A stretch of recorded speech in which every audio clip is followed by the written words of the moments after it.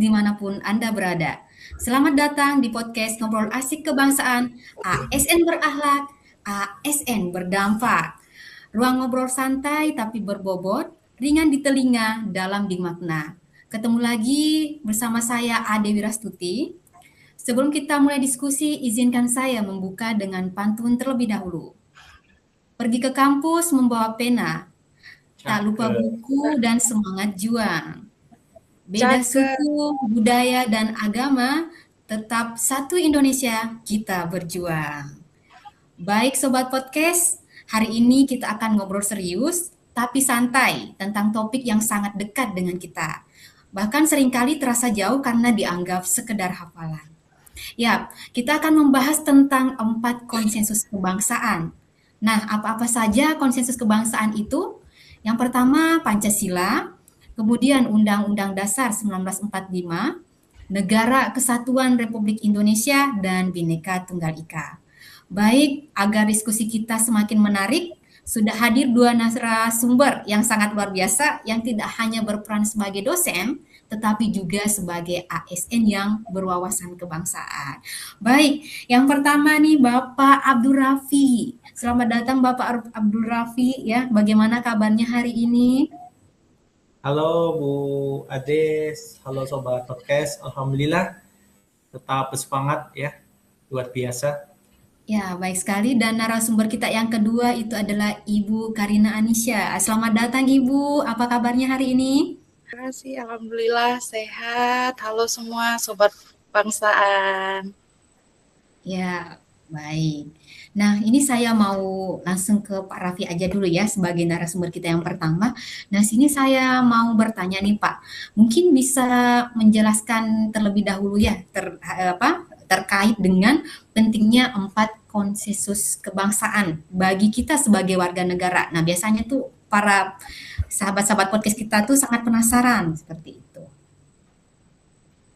Oke, Bu Ade dan Sobat Podcast ya. Jadi ini tema yang sangat menarik ya, karena kita seringkali melihat hanya sebagai konsep, tapi kita lupa bahwa 4 pilar ini, 4 konsensus ini mesti menginternalisasi dalam diri kita dalam kehidupan sehari-hari ya.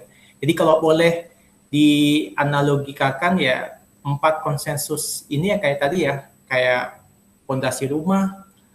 Rumah itu boleh direnovasi, catnya boleh diganti, tapi ya fondasi nggak boleh dihilangkan. Ini penting gitu. Nah, Pancasila sebagai nilai dasar, UUD 1945 sebagai aturan mainnya, dan NKRI ya bentuk negara, dan Bhinneka Tunggal Ika itu sebagai cara bagaimana kita bisa hidup dalam perbedaan ya. Jadi kayak apa ya, kayak kita punya grup WA, kalau misalkan nggak ada adminnya, tiba-tiba rame, nggak ada arah, ya itu akan jadi masalah. Makanya penting kita memahami 4 konsensus tersebut. Jadi kalau misalkan saya rincikan, ya Pancasila itu sebagai dasar negara. Jadi bukan hanya sekedar hafalan, tapi juga mesti menjadi pedoman hidup. Jadi ya bagaimana kita saling menghargai satu sama lain, kita bekerja sama, kita punya pikiran yang terbuka, itu kalau kita ingin memahami Pancasila. Yang kedua, UUD 1945. Ini kayak legal standing ya. Jadi bagaimana hak dan kewajiban itu diatur sebagai warga negara. Ya, jadi penting juga misalkan bagaimana negara menjamin hak-hak rakyatnya. Ya, dan juga kewajiban kita sebagai rakyat, terutama misalkan dalam hal bela negara misalkan. Kemudian NKRI itu kayak payungnya ya. Kita memahami pentingnya persatuan, kemudian walaupun berbeda-beda, tapi kita dalam satu payung yang sama. Dan yang keempat, Bhinneka Tunggal Ika. Jadi tidak hanya sebagai sebuah semboyan, tapi kita memahami betapa pentingnya kita menghargai perbedaan sebagai sebuah kekuatan. Jadi seperti itu Sobat Podcast, Bu Ade gambaran besarnya ya. Oke, baik sekali ya Bapak Raffi. Ya, ini sangat luar biasa sekali. Berarti tuh keempat konsensus ini tuh saling melengkapi ya sebagai pedoman hidup bagi sahabat-sahabat podcast dalam kehidupan sehari-hari. Baik, saya ke narasumber kita yang kedua yaitu Ibu Karina. Nah, mungkin nih bisa menyampaikan ke sobat-sobat podcast tentang contoh implementasi keempat konsensus tersebut dalam kehidupan sehari-hari. Iya, terima kasih untuk host cakep kita hari ini ya. Oke, jadi senang saya rasanya bisa ngobrol santai tapi penuh makna di podcast Ngobrol Kebangsaan ini. Jadi implementasi dari konsensus tadi itu yang kita ketahui ada Pancasila, UUD 45, NKRI, Bhinneka Tunggal Ika, itu sebenarnya satu kesatuan yang mengajarkan kita untuk memegang teguh persatuan dan kesatuan. Sehingga ada yang namanya peribahasa, bunyinya gini, bersatu kita teguh, bercerai kita runtuh. Jadi kalau kita selalu teguh, maka nggak akan runtuh. Tapi kalau persatuan dan kesatuan itu mulai geser, mulai goyah, maka akan terjadi perceraian. Jadi implementasi itu bisa kita mulai dari hal-hal yang sederhana, bersikap sopan, menghargai perbedaan, dan tidak memaksakan kehendak. Itu juga salah satu wujud dari implementasi keempat elemen itu. Kalau di lingkungan kerja atau kampus, kita sebagai dosen gitu ya, jadi menghargai perbedaan latar belakang itu juga hal yang biasa. Karena di kampus, di lingkungan kerja itu banyak sekali perbedaan. Mulai dari agama, ras, suku, budaya. Tetapi kita bisa mentoleransi itu. Dengan semangat NKRI dan Bhinneka Tunggal Ika, perbedaan justru bukan menjadi suatu kelemahan. Tetapi akan menjadikan kita suatu kekuatan. Begitu ya Sobat Kebangsaan.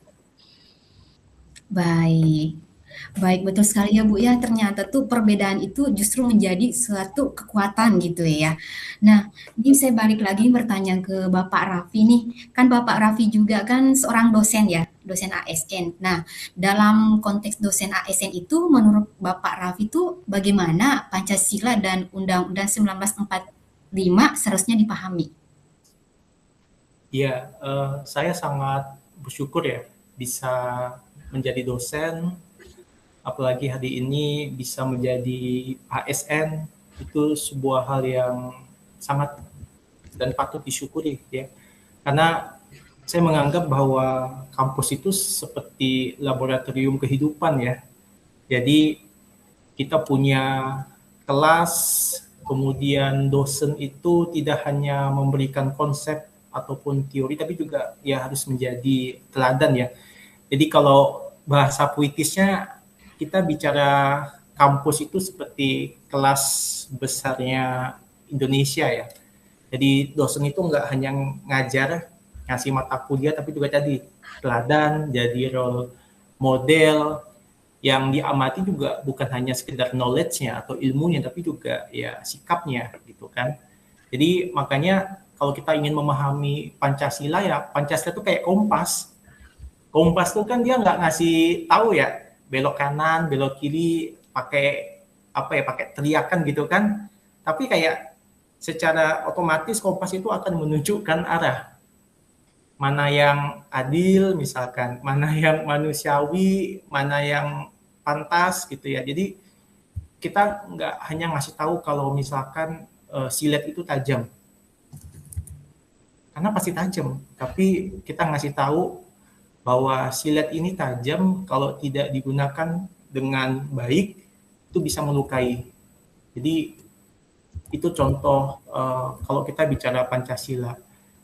Kemudian kalau kita bicara UUD 1945 ya, contoh sederhananya kayak buku pedoman akademik ya. Kita bekerja sebagai dosen, ada pedomannya, mahasiswa juga melaksanakan tugasnya juga sesuai dengan pedoman. Karena kalau misalkan kita nggak ada pedoman ya sistemnya akan kacau, aturannya akan bias, kemudian kita nggak bisa mengukur ya siapa yang benar, siapa yang salah. Makanya penting. Jadi UUD 1945 itu sebagai legal standingnya gitu ya. Nah makanya contoh paling sederhana kalau bisa saya kasih uraian lebih detail lagi, misalkan ya dosen itu harus adil dalam memberikan penilaian, kemudian menilai secara objektif, Artinya kalau kita bicara objektif, kita nggak melihat latar belakang, kita nggak melihat kedekatan, atau misalkan ada tekanan. Ini yang kita sebut misalkan keadilan sosial Pancasila, ya gitu kan. Atau misalkan nilai demokrasi, kita memberikan hak kebebasan bagi mahasiswa untuk bisa berbicara atau mengemukakan pendapat, ya. Seperti itu, Bu Ade dan sobat podcast, ya. Baik, sangat luar biasa sekali ya, dan sangat mudah dipahami nih penjelasan dari Bapak Raffi. Nah, saya ke Ibu Karina ya, Mbak Karina. Nah, kalau dari pandangannya mengenai NKRI Bhinneka Tunggal Ika, hal yang harus dipahami apa-apa aja sih? Nah, sobat podcast ini biasanya tuh penasaran gitu. Oke. Ya, jadi gini sobat podcast, sobat kebangsaan, ya. Tadi yang udah dipaparkan sama Pak Raffi yang sudah cukup detail tadi, sebenarnya untuk NKRI juga sama halnya. Jadi kalau di dalam NKRI ya, bentuknya itu ya dosen di sini perannya itu penyeimbang. Dia penyelaras, penyeimbang, penengah. Jadi dalam suatu lingkungan kampus, dosen itu ya membimbing mahasiswa agar tetap berpikir kritis, rasional, dan tetap berlandaskan pada nilai kebangsaan. Jadi tidak untuk menjudge, bukan untuk menghakimi, tetapi lebih kepada mengarahkan. Nah, itu juga salah satu wujud kontribusi langsung seorang dosen dalam menerapkan NKRI, konsensus yang ada di Indonesia ini. Kemudian konsensus yang terakhir mengenai Bhinneka Tunggal Ika, ya kan? Jadi Bhinneka Tunggal Ika itu sebenarnya juga menuntun kita sebagai dosen untuk bersikap inklusif. Artinya apa? Segala perbedaan pendapat, budaya, itu harus dipandang sebagai kekayaan akademik. Cara berpikir mahasiswa juga merupakan kekayaan akademik yang bukan suatu trigger atau ancaman. Itu ya sobat-sobat ya. Baik sekali. Nah, untuk mengakhiri perbincangan kita pada hari ini, mohon maaf ya, mungkin nih Bapak Ibu bisa menyampaikan closing statement buat sobat podcast yang nonton nih. Mungkin dari Bapak Raffi dulu closing statement-nya. Rasanya singkat sekali ya. Jadi kalau misalkan nanti kita bisa berjumpa di lain waktu ya, akan lebih baik kita diskusi untuk topik yang berbeda ya. Kalau boleh memberikan closing statement, ya tadi menjadi dosen, menjadi ASN itu hal yang harus kita syukuri. Tugas kita nggak hanya ngasih ilmu gitu ya, atau mentransfer knowledge, tapi juga ada nilai-nilai yang mesti kita tanamkan. Jadi 4 konsensus tadi itu penting ya, harus hadir dalam setiap keseharian kita. Kalau saya boleh mengutip kalimatnya Buya Hamka, kalau hidup hanya sekedar hidup, babi hutan juga hidup. Kalau bekerja hanya sekedar bekerja, kera juga bekerja. Jadi kutipan ini kita jangan sampai terjebak dengan rutinitas. Kita tetap mesti punya integritas dan menjadikan 4 konsensus tadi, Pancasila, ada NKRI, UUD 1945, kemudian ada Bhinneka Tunggal Ika, itu sebagai ruh ya dalam pengabdian kita sebagai dosen dan ASN. Seperti itu, Bu Ade di podcast. Ya, baik. Nah, kalau dari Bu Karina sendiri, closing statement-nya seperti apa nih? Sobat podcast penasaran gitu. Iya. Oh, saya singkat aja ya. Jadi mungkin dari saya ini, dari ruang kelas, ruang pengabdian, hingga ruang kebijakan, bela negara harus terimplementasi. Izin nih Bu, Ibu host, untuk menyampaikan pantun ya. Oh, boleh. Silakan. Sobat-sobat kebangsaan dan sobat podcast di rumah boleh nih dibantu cakepnya. Cantik deh, cantik. Siap. Pergi ke ladang menanam padi. Cantik. Padi tumbuh karena kebersamaan. Cantik. Berbeda latar belakang boleh terjadi, asal tujuan tetap persatuan. Cantik. Oke, baik, terima kasih ya kepada Bapak Raffi selaku narasumber kita yang pertama dan Ibu Karina juga atas diskusi yang sangat luar biasa. Nah, semoga Sobat Podcast bisa menerapkan nilai-nilai Pancasila, Undang-Undang 45, NKRI, dan Bhinneka Tunggal Ika dalam kehidupan sehari-hari. Baik, sebagai penutup saya sampaikan pantun ya. Dibantu cantiknya ya Bapak, Ibu, dan Sobat Podcast yang ada di rumah. Baik, pergi ke pantai melihat ombak. Cantik.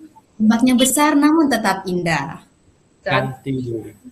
Berbeda boleh asal tetap kompak demi Indonesia yang utuh dan berkah. Baik, terima kasih. Ngobrol asik kebangsaan, ASN berakhlak, ASN berdampak. Berdampak. Baik, saya Dora Stuti, pamit undur diri. Sampai jumpa. Wassalamualaikum warahmatullahi wabarakatuh. Waalaikumsalam. Waalaikumsalam warahmatullahi wabarakatuh.